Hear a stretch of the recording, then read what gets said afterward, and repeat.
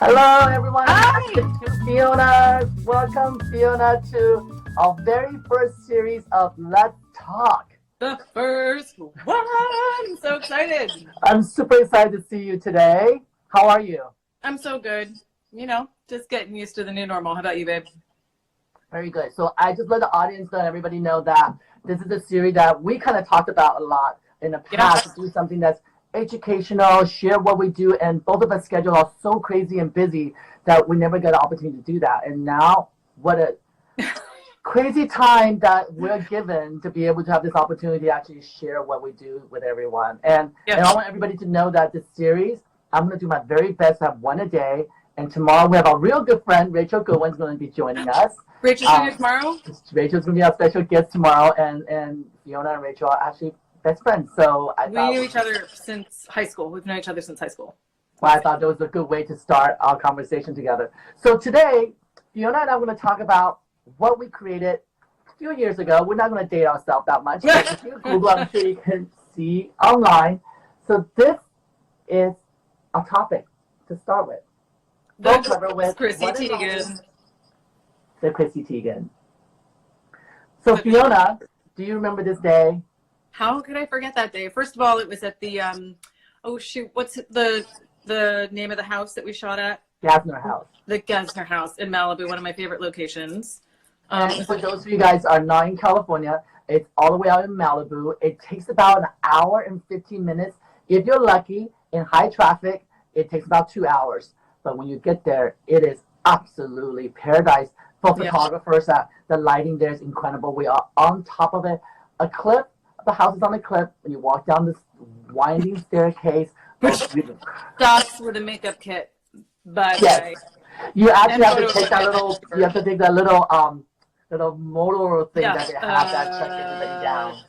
Gator. It's called a gator. Yes, they call it a gator. But once you get there, it is absolutely paradise. And it's funny enough. So this is one of my very first Vogue shoot, and I believe it's the very first one with Fiona, right? I think so. I think so. For us together, we did a couple in New York as well. But this one was so super special because it's with a dear friend, Chrissy Teigen, and Chrissy and I know each other for a very, very long time. When she was a newbie, so was I, and to be able to grow together and have a pivotal moment like this in our career, to have a cover in Vogue, it was so special. So much so that editor-in-chief Ford from Thailand Vogue flew in just to be part of this shoot. Yeah. It's so great when you have a relationship like you and Chrissy, and like you and I have, where it just goes back years, and there's such a nice shortcut between the language, and you trust each other so much with how the end result is going to come out. It's just always a nice day at work. And when Fiona say language, you talk about artistic language, because my grammar is never correct.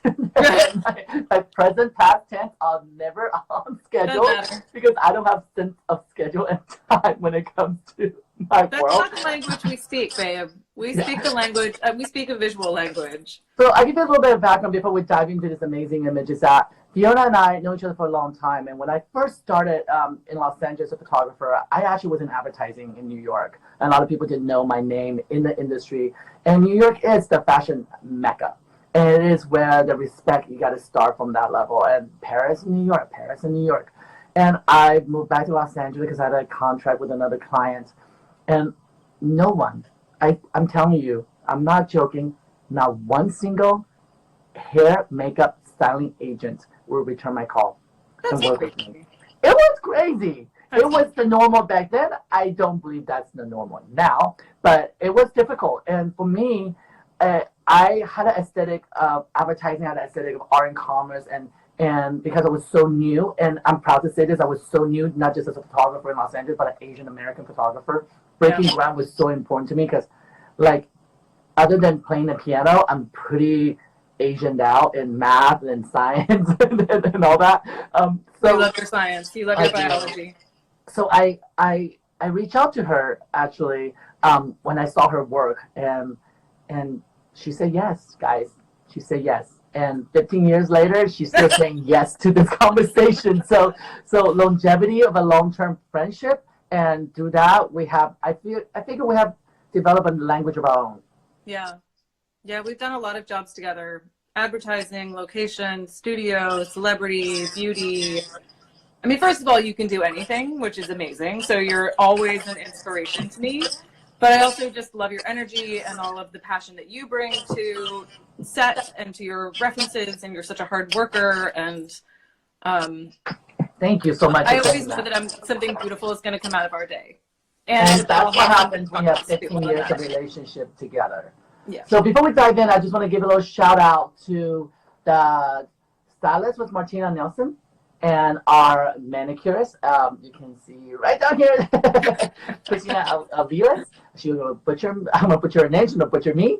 And then, of course, our beautiful hairstylist. That day was Jan Atkins, and I'm hoping she would join us on this talk series as well. She's wonderful, and you'll get to meet her. And of course, today we're focusing on the beautiful makeup. So take us through the day. Take us through the day. What? Take us through the day. Let's see. So we were at the Gesner house. It was a really pretty day. It was a small crew. And you guys gave me the direction of wanting something just fresh and natural. For me, fresh and natural, especially on a celebrity client, means a little bit sculpted. Like no makeup. You definitely want to bring out features. And I focused on her brows so that they're not too dark and not too strong, but they define the face. I feel like when you focus on a brow and give it a little structure, it can carry the weight of sort of chicness and elegance in a face without having to do too much more. And the rest is just like a soft brown on the eye and a nice curled lash. I don't even think we used lashes that day. And just, I mean, it was all very gentle. It was gentle. Well, one of the things about Gesner House is really special is that you can shoot inside and you can shoot outside. You can shoot open shade, which is underneath the eave. There's palm trees there. The house is actually a very circular house. So, and it's a photographer's dream because it's actually multiple locations in different areas. And so when we get to shoot at this place is when we get to expand our creativity. And that day in particular, I wanted Fiona to create a look that allow me to shoot her in full sun, in backlight situation, in what we call open shade, and then also in a studio look, which is like this one. So we have a very limited amount of time to create all these looks. So when I'm tasking you, or any other photographer tasks you with something like this, what goes through your mind and how do you attack the problem? My first question for a photographer after what's our reference is what is the lighting? Because say I did a really strong contour or a really highlighter, and then you had her in hard sun, but the look you wanted wasn't very reflective or saturated, then I'm going to have to start over. So you have to find out what the lighting is first so that you shortcut your work and you are doing you're laying the proper foundation. And I don't mean just foundation, but like the actual foundation for the look so that you're not up against the gun when they finally get on set. What is it like? Well, for me especially, I move around so fast. Every photographer works in a very different way. And on this day especially, I think that I know that every day when I show up with Fiona, as a good hair, makeup, or stylist will always ask me, what's your first location? Yeah. Where do you want to begin? How do you want to proceed? And some days, honestly, I'll say, I know exactly where I'm going to begin. And some days I said, how long is going to take you and where the sun going to be when you're ready. So on this particular day, I had to hand the trust over to you because you knew the location as well as I did. And I just was hoping for a makeup that's timeless, effortless. This is her first Vogue cover. It's our first celebration of our work together for such a long time. And I wanted to make sure that it didn't create dating or trending. So can you talk a little bit about that, what makeup trends like and what we should do and what we should avoid? When I go back through old references, obviously I have references that I love that are extreme, right? Like, so some very glam 70s looks, some punk rock looks, you know, like a very specific 40s look. But a lot of the references that I turn to on a daily basis, like Scabullo's photography or Herb Ritz's photography, even Irving Penn, if he did something very dramatic, it still feels timeless. So you need to interpret what your aesthetic is, and you want to, there's a time and a place for things that are very bold, and there's a time and a place for things that are timeless, and the cover of Vogue is timeless. That's interesting. You're talking about references. So tell me about a little bit of your influences. What influenced you, and why do you love beauty so much? What is about beauty that make you obsess over? Because I know you obsess over beauty. Oh, I don't know. It's just something that I was born with, I think. And then I also love the conversations that it sparks between me and other people, whether it's like a mom at school or other makeup artist friends, or just people who sort of like nerd out on beauty. It's a very universal topic that I think everyone can relate to. Young, old, male, female, fluid. It doesn't matter. This celebration of adornment is centuries, millennia old. And I think that it's something that everybody can kind of adapt to and understand and relate to. Well, interesting you mentioned that it's not just women these days, men, there's drag, there's transgender, there's all these labels, guys, I don't even know. I constantly need to be re-educated, and please DM me and let me know the proper terms for all of them if you want. But do you see, because that we're so fluid now in our society, that makeup are evolving because of that? And how do we know what's the quote-unquote right makeup and what's the right thing to do? Well, when I was a kid, right, reading teen magazines or whatever, there was one set of advice that was for everybody. And I never felt good about that. I always felt like slightly pandered to or talked down to, or like I was meant to be something that I never felt connected to. But there's a place for everybody, and there's an audience for everybody. And I think that's what's so wonderful about the time that we live in, is you celebrate not shaving your legs and having underarm hair. There are people who are fans of that as well, that you can go to for support or feel supported by.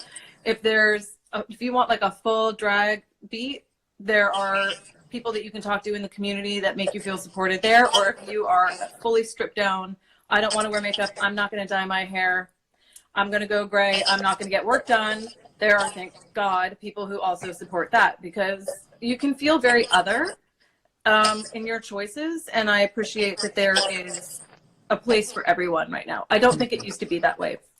Trends used to span decades, and now trends span minutes. So it is so fast with the Instagram changing the spectrum, with YouTubers changing the conversation, and I think they're all very valid and all very important. But in our particular industry that sets a tone, do you feel like that the responsibility of doing this cover and creating this look is it important to you to have to create this look for the conversation that's out there now?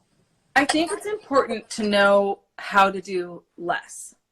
I think it's very easy once you adopt a certain skill set to do more. It's also part of being a team where it's not about you. It's not about, I'm going to do this look and I'm going to make this statement, unless that is sort of agreed upon by the entire crew. Like, is this about makeup today? Is this about hair today? Is this about just raw skin? Or is this about something more polished? And that's the thing I love about my job, is that it's teamwork. You know what I mean? Like, you have to know when you get to take a back seat, and you also have to know when it's your time to take the driver's seat.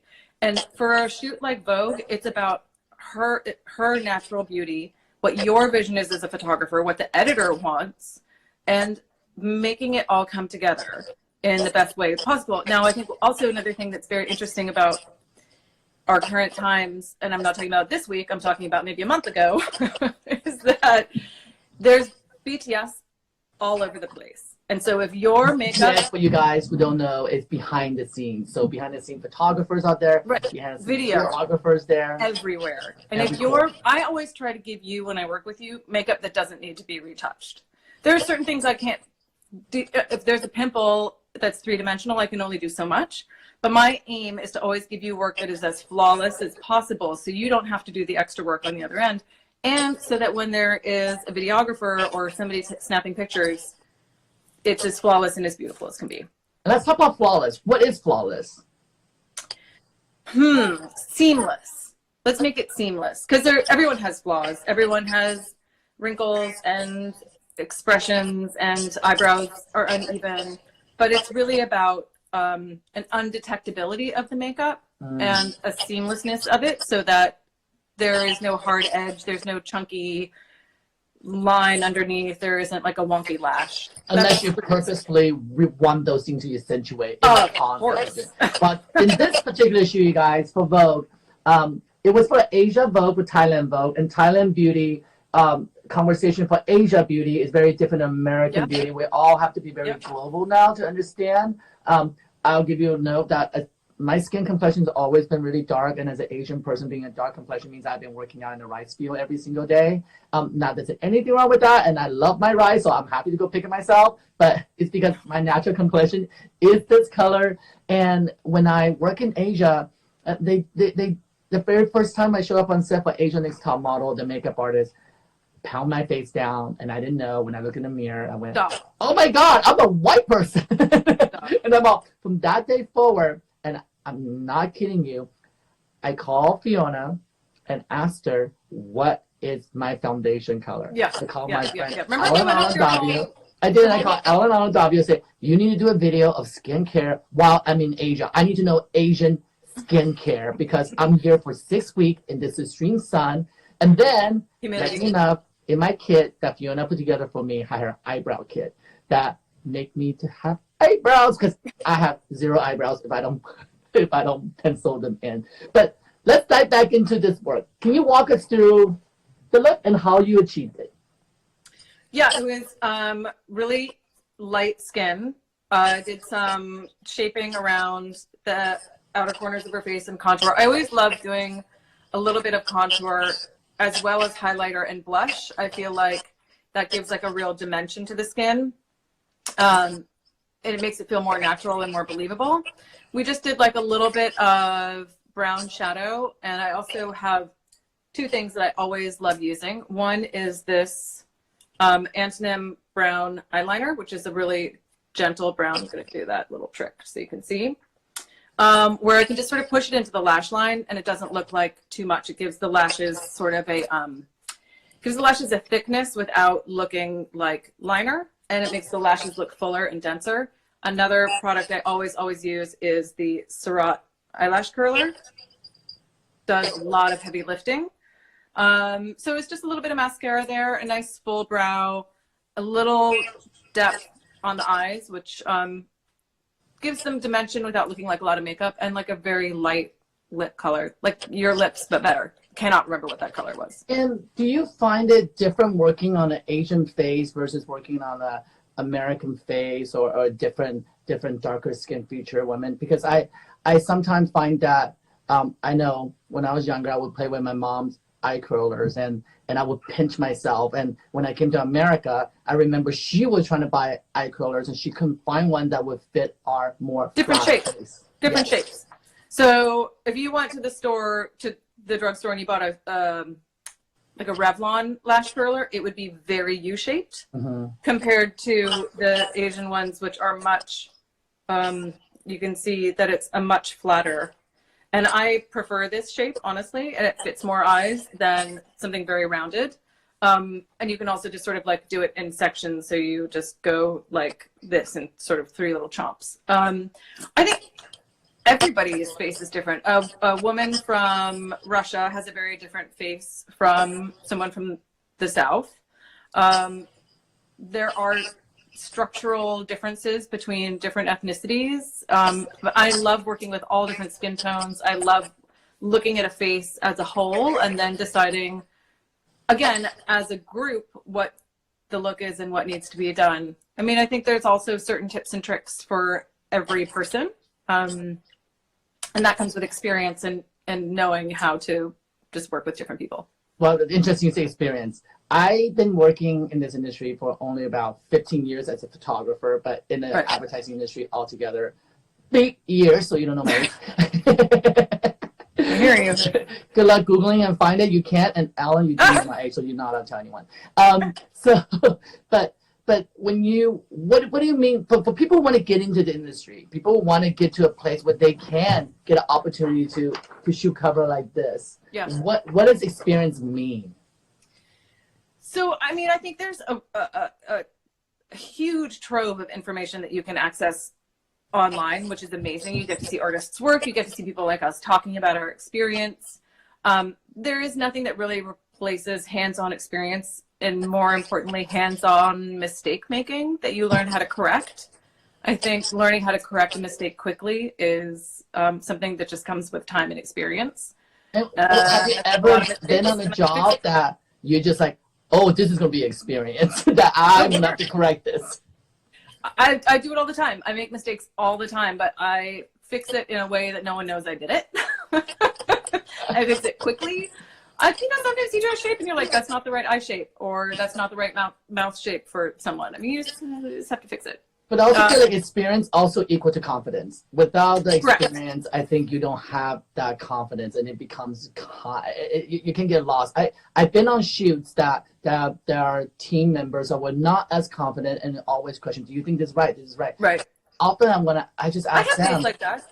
Yeah. Do you feel like this is right? And how many times you ask me, Yu Tsai, do you like this? And my answer is always, I need to take a picture before I can tell you. Yeah. That's always the way. And for you guys who are aspiring to be photographers, or you guys who are aspiring to be hair and makeup, whatever the team members, part of the glam team, what we do in our artistry work, is what Fiona's been echoing over and over, that's about teamwork. And I can tell you, when I first started, it wasn't so, because people felt that I didn't have the expertise to be part of the team. But I guarantee you, someone without the experience at times of the structure, what you think is right, may take you to some place that you'll never go to. I love making mistakes in what I do. And often enough, most of the time, when I'm done shooting, and I'll tell my crew, I hate today's work. I don't like what I shot today. Day later, I'll go, oh, these are the most happiest mistake I've ever made. I would never take myself to here. So a lot of times in our work, trust is everything. And let's talk about that. You do the most intimate work. You are in their face. Yeah. So guys, just so you know, in photography, when what we do in fashion, majority of the time, the most intimate time is not in front of the camera, you guys. It's actually in hair, makeup, manicure. I mean, they're touching their feet, they're touching their face, they're breathing on their faces. We're not allowed to right now, but this is what they have to do. And I always try to find an alliance. At least one of the team members of people I've never worked with scares me a little sometimes. So I try to find one alliance. And this is a tip I can give you guys if you ever have a crew.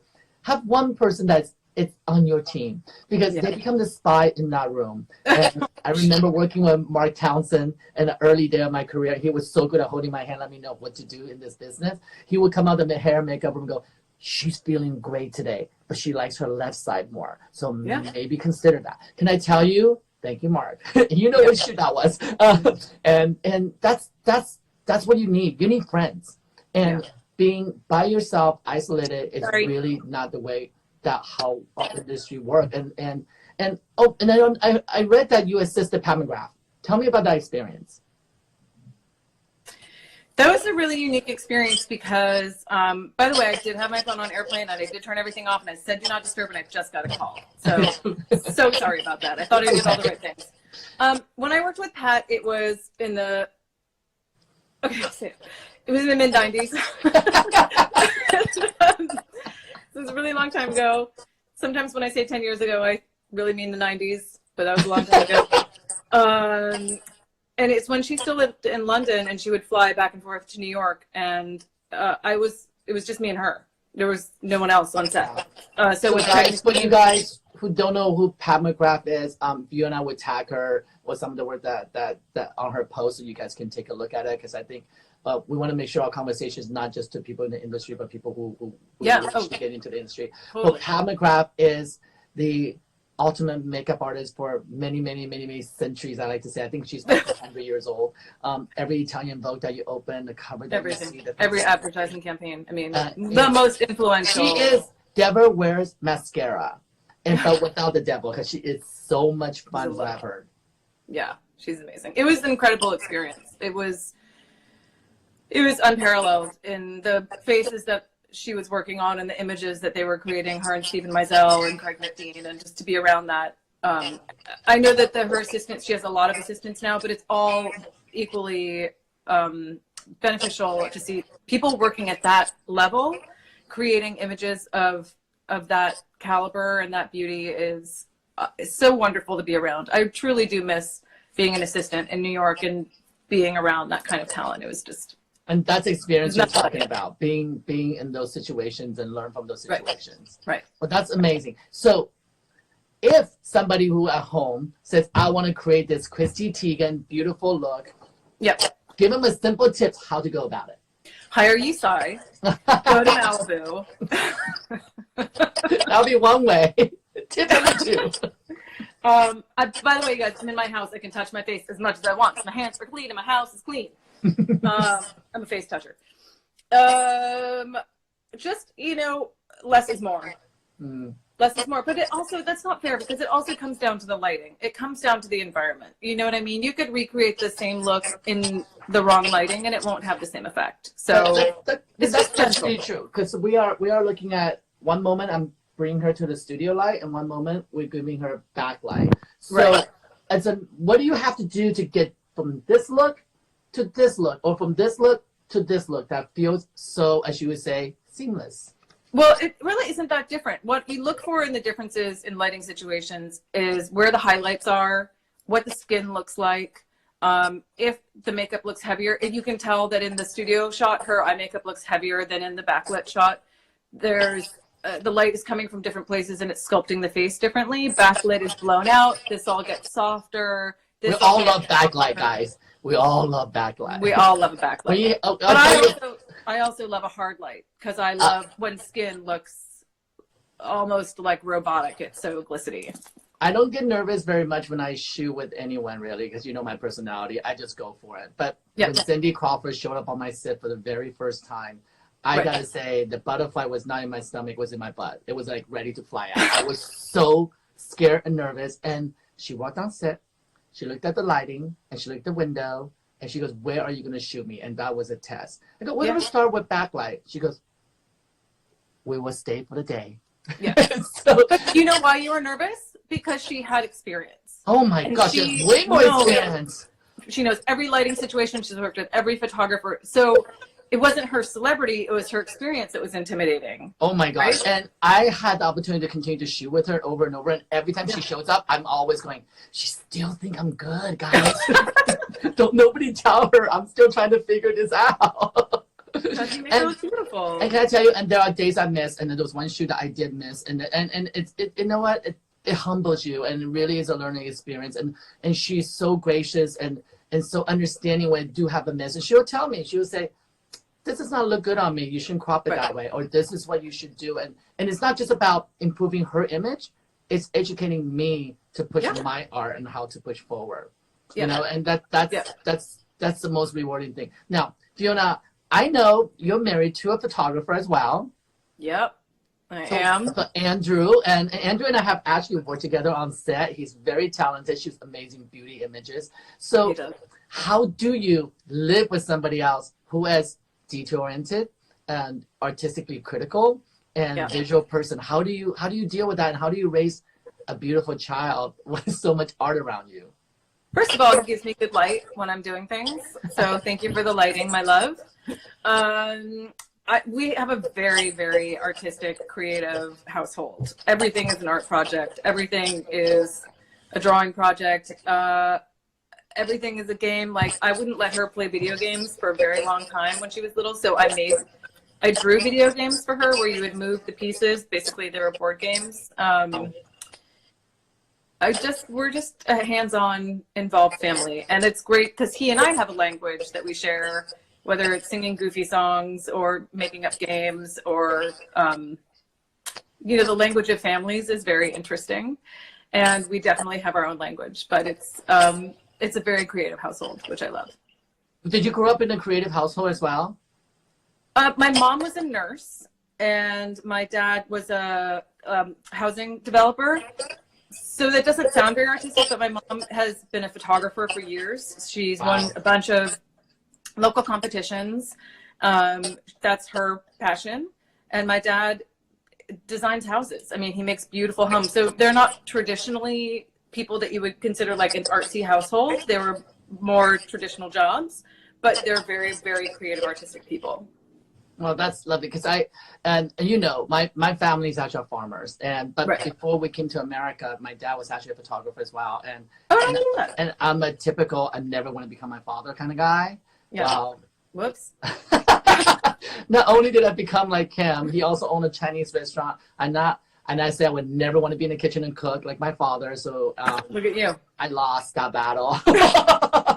And as they say, apple doesn't fall too far from the tree. And this little rotten apple is right there by the roots of that tree. But Yeah. I appreciate it and I learn a lot from it. And we're very different type of artists as we work. But I can say that my dad was very, very diverse. And if one thing did not work, he would change another thing. And so I watch him do that. And that's why everybody goes, you do everything. You're doing this, you're doing that. Why do you keep yourself so diversified? And I go, because I get bored really easily. If I'm not shooting, Right. I want to do something else. And part of the reason having this series that I started is that I can sit still. And I cannot not be social with people I love and people who inspire me like Fiona. And to continue to have these discussions for us, because I'm sure it's very difficult now that you don't get to touch other people's faces very often. I'm wondering, are you doing makeup on your daughter every single day?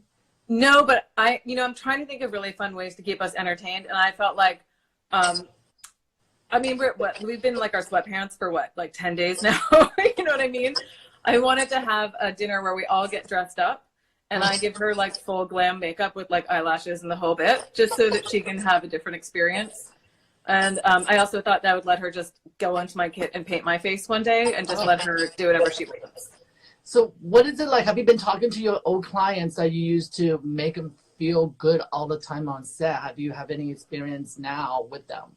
Well, there's social media, which is such a great way to stay in touch with people. I've definitely been in contact with all of them and just seeing how they're doing and touching base. I have several clients who are moms who I just turn to for inspiration and how they're handling it and what they're doing to fill their days. Very smart women who I admire very much. So, yeah.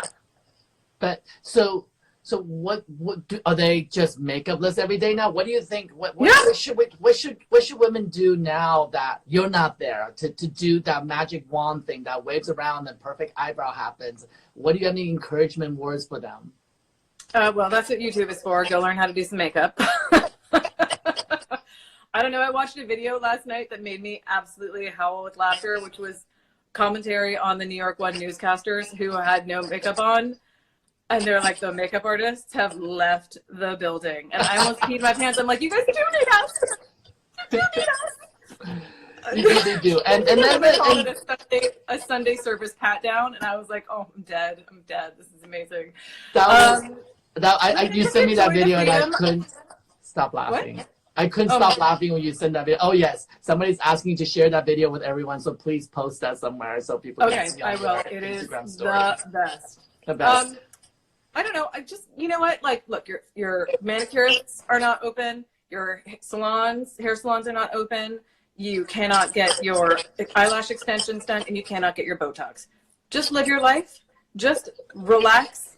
Nobody cares. Just let it all go, and one day you can go back to those services. Or if you want to practice learning how to do your makeup, I feel like right now it's just about what makes you feel good. If you need to have a full beat at home in your jammies to feel good, do it. But I think more like skincare, taking a nice bath, taking care of yourself, eating right if you can, are the best ways to feel good. I have had more ginger and more garlic in the last 2 weeks. Wait, I made myself a turmeric latte, and I have cubes of garlic, frozen garlic, and I have cubes of frozen ginger, and I put garlic in it by accident. But you know what? It's good for your lung. It's good for your lung. Yeah, and just like that, it's disgusting. And I was like, I'm not throwing it out. I'll drink it. Well, I would love people to take some tips from you. What are the tips that you would give to our viewers as a passionate person about beauty? Funny you should ask. I wrote some things down. Here are my tips for life as well as makeup. Especially as a makeup artist, and if you're just starting out, there's so much content, and there's such a very strong aesthetic in certain corners of the internet, and you may not feel like you relate to that, right? Like you may not be a big blocky brow person, and your aesthetic, whatever you feel passionate about and what you feel touches you is valid. That's valid. You don't have to follow the trends. If you follow those trends and it accelerates your capabilities, your technical abilities, great. But then figure out what works for you within that world and make it your own instead of just copycatting other people. But it is a great way to learn steps. And I love this tip. Actually, it applies to so many other things that we do, right? Yes. And now we're over inundated with workout videos, and we're over inundated with cooking videos, and right. and whatever that we all try to do to stay social. And none of those are rules. No. Those are just information for you to decipher and break down to see what works for you. And right. and what Fiona just said is so relevant to photography as well. When we first, when I first started shooting, Italian Vogue was my Bible. A year later, Sports Illustrated was my Bible because I wanted to shoot beautiful, curvy women. And a year later, I was like, oh, I want to shoot sexy Cosmo girls. So it ever evolves. And that's what's so beautiful about a creative field, that we get to evolve. Right. We don't have to be a one note. And that's a blessing for us being in this industry. So I take that advice for everything that you're doing. You know what? Don't put salt in your soup if you don't want to. You don't have to follow the recipe. No. But you learn by emulating, right? Like, I'm sure you were trying to figure out the lighting on certain things when you first started. Oh, I still emulate. I'm not gonna lie. I'm still emulate. I'll still pull out that magazine called Dutch. If you guys don't know what that magazine is, that magazine was created back in the days with Michelle Comp and Alexi Hay used to shoot for it all the time. Yeah, so this was what's the photographer's name? I forgot his name. I'm gonna get killed. He shoots. It'll come to me. Oh my God, I know who you're talking about. Somebody can DM us and tell us. He shoots a lot of male erotic images now too. She has actually a book in Matthias. Matthias Oh my God. McGrath. Yes. So, I still emulate those images. That's how you learn, right? Like you try and copy something. It's how you learn to draw. It's how you learn to walk. It's how you learn to speak a language. You're emulating someone else, and then you add your own stuff to it. So and guess what, guys? You can never copy and master exactly the same. No. You can't. And thank you, Rachel. She just jumped in and let us know it's Matthias. And she spelled it with a B. It's with a V. At least I got that one. It's a typo. Don't those letters were near each other. Yes. I want to see you tomorrow, Rachel. But yes, so I remember in the very beginning, my work was being compared to other photographers, and I did have the opportunity to work with Herb Ritz as well, and influenced by his work, and that's why I attribute my ability to shoot natural light to the fact that I have seen him at work and how he captures it. The man was a genius. He'll wait for 10 hours for that perfect light. But he also had Linda Evangelista on set who would not step into the perfect light until it's perfect light. But but those were the days, but you learn from that. And I think thank you for that advice. That's a great tip that you got to emulate, you got to evolve, and if I can give you guys something, is that copy. If you like this image, copy it. DM me, show me. I will give you directions on how to create this image if that's what you need to do. And really, really take chances right now. Go in your backyard, take your iPhone, take a backlight shot, turn the camera around, shoot a front light shot, and you're going to see exactly what Fiona is talking about. That the backlight will carve you, will shape you. And funny enough, that this brought up a DM, a comment that somebody had made on our post of this talk. So somebody said, oh, that doesn't look anything like Chrissy Teigen. You guys over-retouched her. Well, Chrissy wasn't having it. But that's exactly what she looked like. She jumped in and said, just so you guys know, I found out I was 2 weeks pregnant. And that's what made that day so special, because I know Chrissy's been trying to get pregnant, and this to me was the birthday present for Luna. This was the day. This is what it was so special. And I encourage you guys out there. I know that it's easy to knock down other people's work. It's easy to say, oh, I don't like this, I don't like that. No better time now to keep the negativity to yourself. I'm sorry. I agree. I'm first to learn from that, but God knows that this mouth with Asian Next Top Model, American Next Top Model, I'm the critical judge. But that's a lesson I'm learning as well, that put as much positivity forward. And that's what we all need right now. So just for the record, this was Chrissy. and this is Chrissy. And Chrissy is a human being, and she changes and she evolves. And we together create these images together. We're super proud of it, and we love her for it. Yeah. Give us another tip. Okay, here we go. Well, there's a couple, but in life, and this applies everywhere, just be early, don't be late, and be kind. It's not that hard. Don't be a dick. I've seen a lot of people be very successful. I've seen a lot of people be very successful, but be not so great, and then they kind of disappear. Just be nice. Just be nice to be around.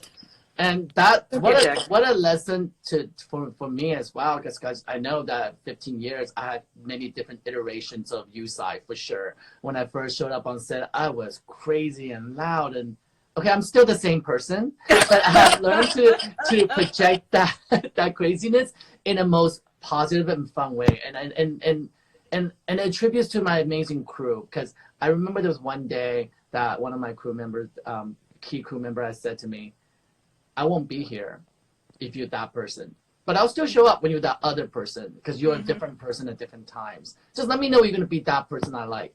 And then, you know what?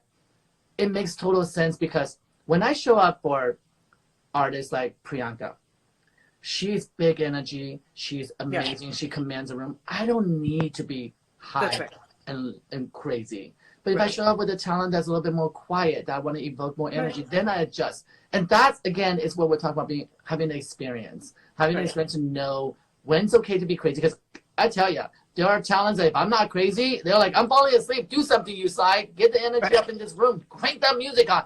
I thought you were a dancer. Start dancing. And you know what? If that's what it takes to create those images, we do it. Well, it comes to a segment. Oh, go ahead. I just want to circle back to one thing. And this circles back to what we were talking about being the intimacy of my job. And for me, I feel like consistency is really important, and consistency in your personality is very important. And I think that people know that I'm always very calm. I'm usually pretty quiet. Very. I'm not, you have to be pretty intense to make me feel like uneasy. Like, I'm pretty unflappable. But I'm always going to be that. I'm going to always do my very best to be the calm presence in the room. And I let other people be loud and crazy and funny in the center of attention. That's not me, and it's not my job. My job is like calm, energy, present. And that's what I aim to be every day. And there are different artists. But it's great. Like having someone who's a big personality is great, but there has to be a balance between. That's like how teams work. And this is such a great point that you touch upon, because here's what happens, guys. It's like a perfect balanced triangle to create a perfect balanced shape. So when I show up on set, I'm in the middle of that triangle. And my job is to make sure hair, makeup, and styling all balance each other out so it can stay level. Right. And it takes artists like Fiona as a warning to move over to the other side a little bit just to balance that teeter-totter. Because some artists, I have to say, refuse to waver, refuse to move from their spot. And I feel like those are the artists that don't ever evolve and grow. Now, with experience, they might be more heavy-footed. And for me, sometimes I lean toward the opposite side to balance it out. And but that's the art that what we get to do. And and do it. I encourage everyone to do it kindly.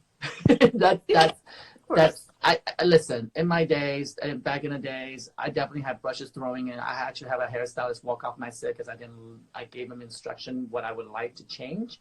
And oh my God, this hairstylist was so angry at me, pour baby oil on the model's hair, rip out every single extension and say, I'm taking this hair, goodbye. And he left set. And can I tell you what happened after that?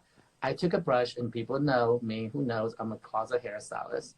I took the brush, brush out that hair, slick it all back. Thank you for that baby oil. And she's in a bikini, and I shot her, and those pictures were amazing. So you made it work. Like, you took a difficult situation and you made it work. And the thing is that no matter what happens, we have X amount of hours to get a picture. You have X amount of hours to do hair and makeup, and you have to make it work. I mean, it's just, that's it. Like, you got to figure it out.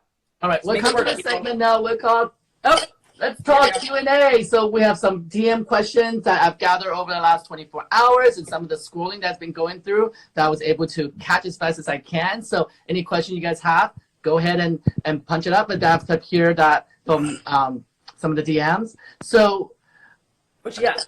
let me agree to the. Oh, how do you advise young people to get into the industry?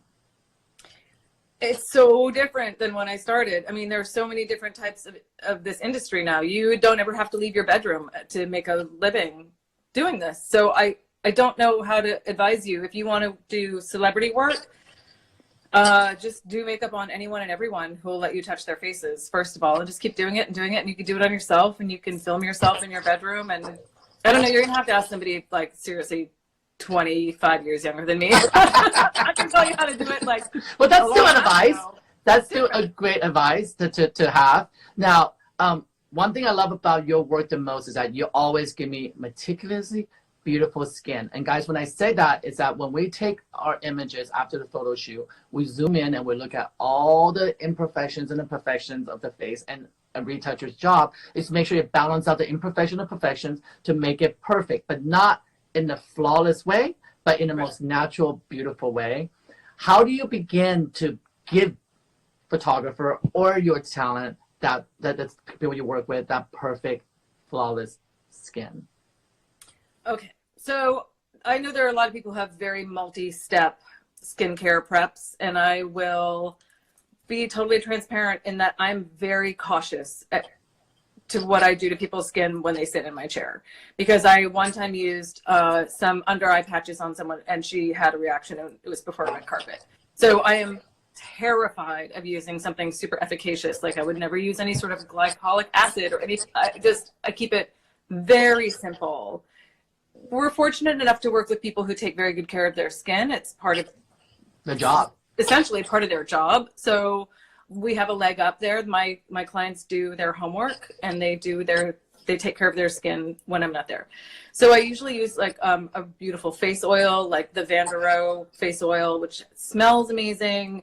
But face oil, you have to be careful what the lighting's going to be, what their skin is like. So if I'm not using that, I'll use something a lot lighter, maybe even an oil-free moisturizer, depending on what their skin type is. And then honestly, I just move on to the appropriate foundation for them.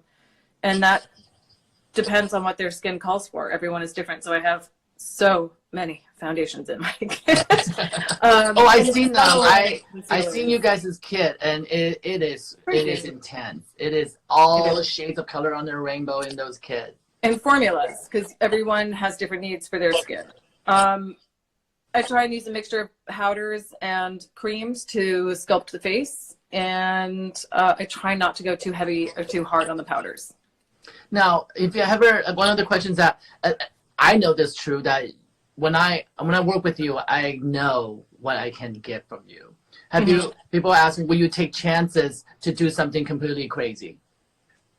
Yeah, I have a couple of clients who really love pushing a red carpet look.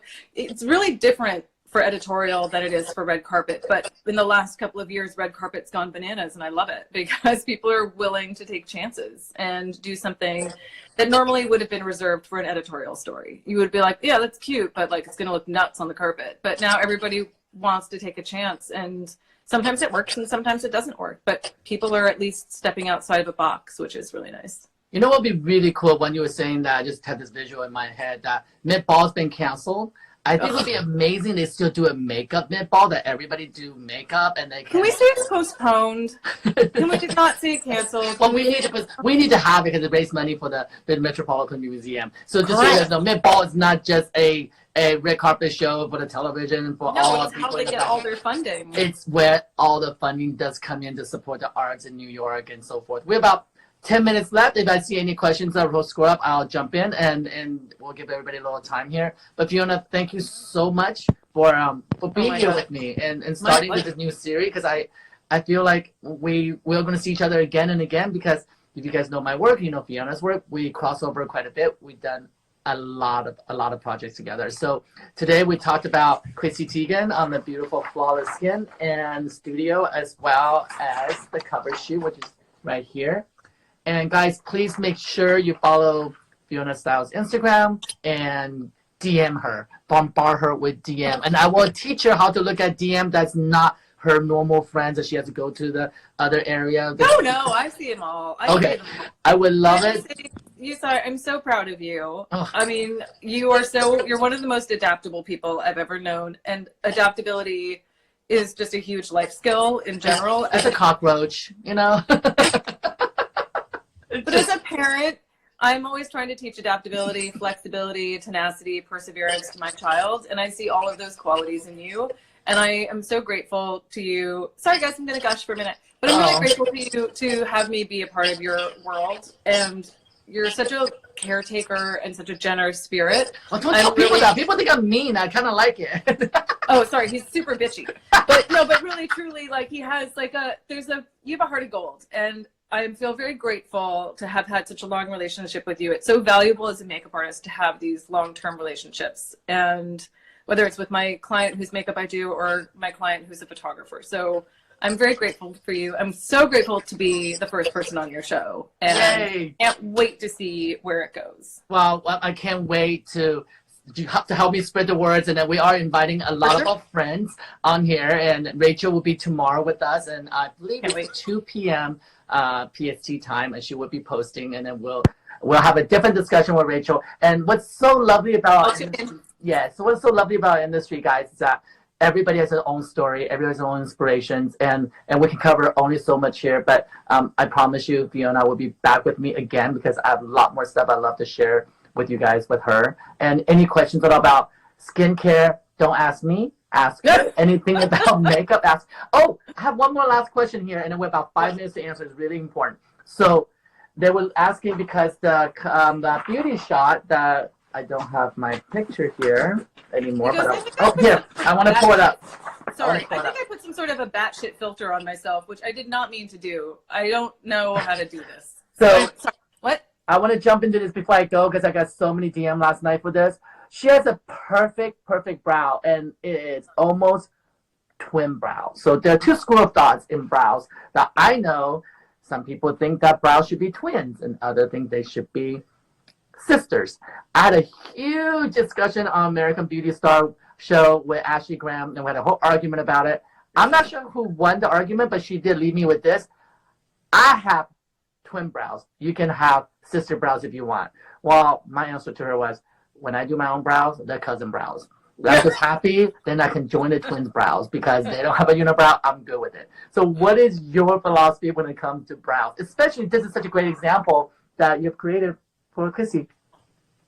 I mean, I see a difference in those brows. They are not twins. They are definitely sisters. But for me, it comes down to what looks the most realistic and what looks the most natural. So, you know, if I had really tried to make them look exactly the same, one's going to have a lot more makeup on it than the other, and it's going to look penciled. And for me, having the casualness of reality is more important to me than the artifice of perfection. So you are on the sister camp. I'm on the sister. I'm in sister town. All right. Well, you guys remember that she's on the sister camp when it comes to brows. If you want to be, if you want to have twin brows, you know what, guys? Do your own brows. Take some pictures. Oh, DM Fiona. See your sisters. Let me see your twins. Let me see your cousins. Yes, and we love to have more conversation. We love for you guys to engage. I love you guys to share this story with other people, and I can't wait to come back here and have more discussions with other artists. And if any artists that you guys wish to meet that I happen to know, I will reach out to them. And I've been so fortunate that the list has been growing every single day the moment I decided to do this. And I'm taking this very seriously. And on a very selfish reason, I'll admit, this is what keeps me up now. I actually got up, put on a clean shirt, took a shower, did skincare, and I'm actually wearing pants. Usually when I do live, I would just be in my underwear. I dressed up and I got prepared for this. And this is going to be my daily routine. And if you would join me, I'll be honored and I'll be here. Weekends, I think I'm going to take a day off on weekends. Question, because I'm homeschooling our daughter. So at 2:00, I'm still teaching. This is my new hat. Teacher, second grade teacher. What can I watch it later? Right. So after this, after the live is over, it will live on my Instagram live for 24 hours as Instagram allows. And after that, we will post them onto our IGTV on both of our channels. We'll be sharing this. And about a week later, we will put them on YouTube as well, and perhaps put some of the more of the makeup tips and more detailed stuff that Fiona have talked about that we can cover in our 1 hour show. By the way, we thought it was going to be a 30-minute show, but we can't stop talking, and it's exactly an hour. And I appreciate you guys staying here with us for this. So, you guys, everyone, thank you so much from the bottom of my heart. And if I don't get to photograph beautiful things with you, I hope I get to bring you beautiful people for you to meet. And you guys stay healthy out there and stay strong, and let's keep talking. Everyone, let's keep talking. Thank you guys so much. Stay safe, everybody. Bye-bye. Thank you, Fiona. Love you. Thank you, Yu Tsai. Love you.